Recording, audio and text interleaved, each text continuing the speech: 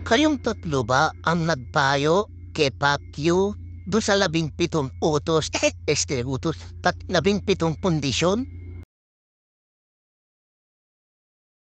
Sir, baliban dun sa witnesses po. Well, yung buong set ng 17 o kung ilan man siya naging kasi yun ang Can you mention some of the 17, some of that 17 conditions? Kung nakarating sa inyo po. nakita ko lang po sa social media nila eh. Opo. Opo. Wala pa namang official na communication sila tungkol sa mga iyon or ilan or isa sa mga iyon. Sana nga hindi to. Can you mention some of the 17, some of that 17 conditions? Kung nakarating sa inyo po. Nakita ko lang po sa social media nila eh. Opo. Opo. Wala pa namang official na communication sila tungkol sa mga iyon or ilan or isa sa mga iyon. Sana nga hindi totoo eh. Kaya lang pinamumudmud talaga nila. Salamat. So halimbawa, ang pamagat ng 17 ay sets of conditions for Pastor Apollo C. Quiboloy to attend Risa Ontiveros' Senate hearing.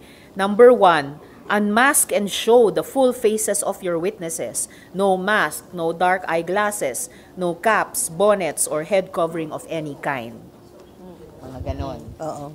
At marami pang iba, 16 pa. Ano dun yung para sa inyo pinaka-absurd maliban dun sa witnesses po?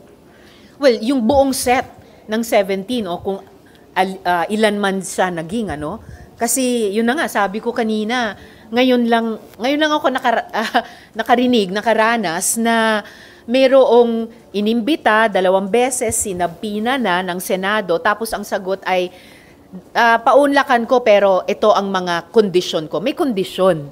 Tapos 17. Sabi ko nga, dinaig pa yung 10 utos ng Diyos.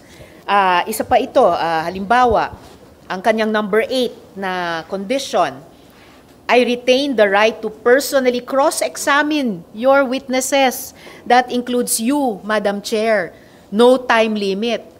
Yung mga resource persons nga sa hearing ay hindi pinapayagang i-interpellate ang isa't isa. Ang mga miyembro lang ng Senado ang nagtatanong sa resource persons. At lalong walang resource person na nagtatanong o nagko-cross-examine sa chair. At madalas, in the interest of time, kami mismong mga kapwa-senador ay nag-o-observe ng time limit ayon sa facilitation ng chair. Ito sila, no time limit. So, talaga, out of this world.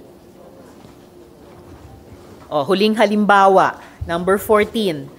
All expenses incurred from this trip, yung kanya raw pagpunta rito na ang dami-daming kasama, malaki yung kanyang entourage.